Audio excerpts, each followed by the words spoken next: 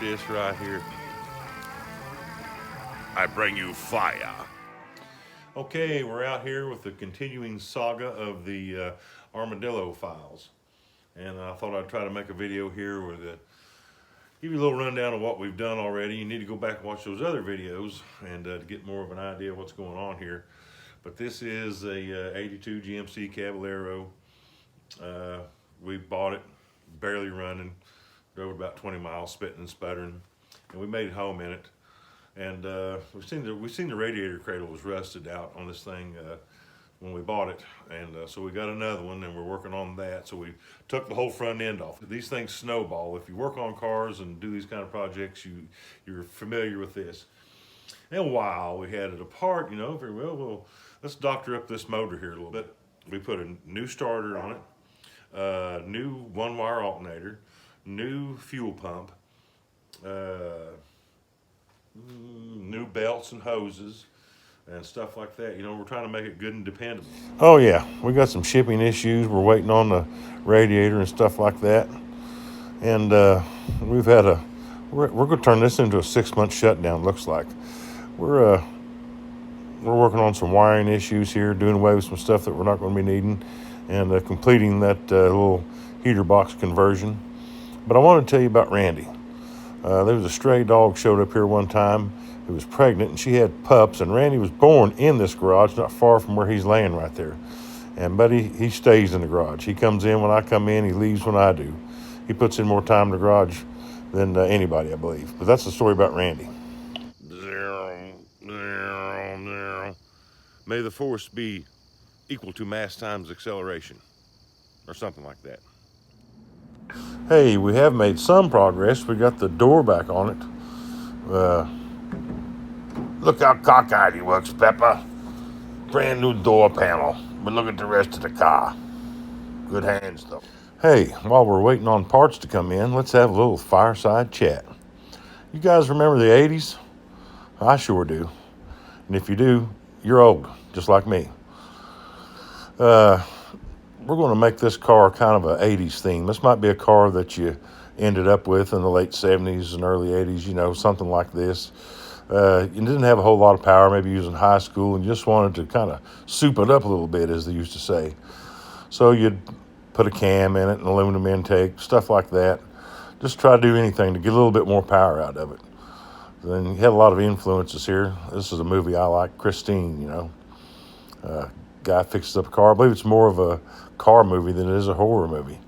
We'll talk about the El Caminos here, and we'll just call them that for the purposes of this little chat. We'll figure out why they started out looking like that and ended up looking like this. And it's a time during the 70s. In 1973, they had a mandate where you had to have a 5-mile-an-hour impact bumper, and that's where a car could take a 5-mile-an-hour hit without doing any damage to it. So they had to just kind of stick these bumpers on their already existing designs. Bad time to be an engineer in Detroit. Beforehand, they kind of looked like this. Just any kind of front end treatment they wanted to put on them, they could do it. Didn't have to have a big protruding bumper like this one does. And later on, they started looking, to me, this car started looking a little more formal. And you see here, like even Oldsmobile, look at this great big bumper they stuck on the front of them. And Dodge, they had to do it. One of the worst is this little Maverick here. Look at this humongous bumper. Another thing that happened in the 70s, you had a oil crisis, oil embargoes and everything else. It looks like maybe a Ranchero was sitting there in that line. You had to wait in line to get gas. Not only that the CAFE regulations, corporate average fuel economy, they were starting to come into effect. And they were switching over to unleaded gas. They didn't know if they could get the high octane ratings out of unleaded like they could the leaded gas, so they started dropping compression in these in all your American cars. And this led to stuff like a 460 Ford, maybe having somewhere around 200 horsepower because they raised the deck height to lower the compression, retarded the timing chain assembly there, the timing on it, to make it less apt to ping and spark knock because of low octane. Here's some more of these cars that had these bumpers strapped on them as an almost afterthought, And it's really a designer's nightmare to have to be strapped with doing something like that. Like I said, more people waiting in line on gas, and people were a little bit less interested in how many cubic inches they can have on an engine, and how fast it could go, and how many carburetors you could stack on top of it. And after waiting in line for a couple hours for gas, and maybe they'd even ration it, you only get about 10 gallons or something, and so you want to be able to go somewhere after sitting in line all this time. So that's a lot of things that happened in the 70s that made a lot of changes in these cars. And then in 78, the El Camino moved over to a G-body platform. And they got a little bit better at incorporating these bumpers in here. And I think by 82, they were starting to be a pretty good-looking car again, and you get used to looking at these bumpers.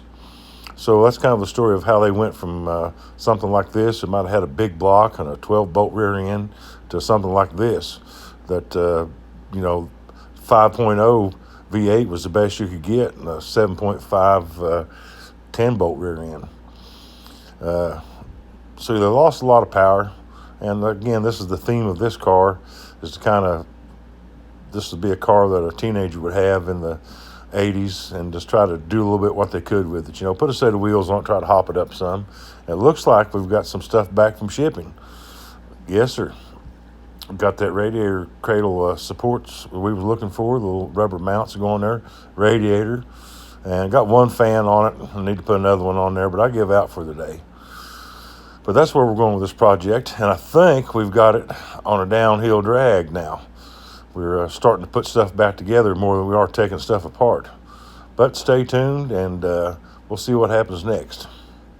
Thanks for watching.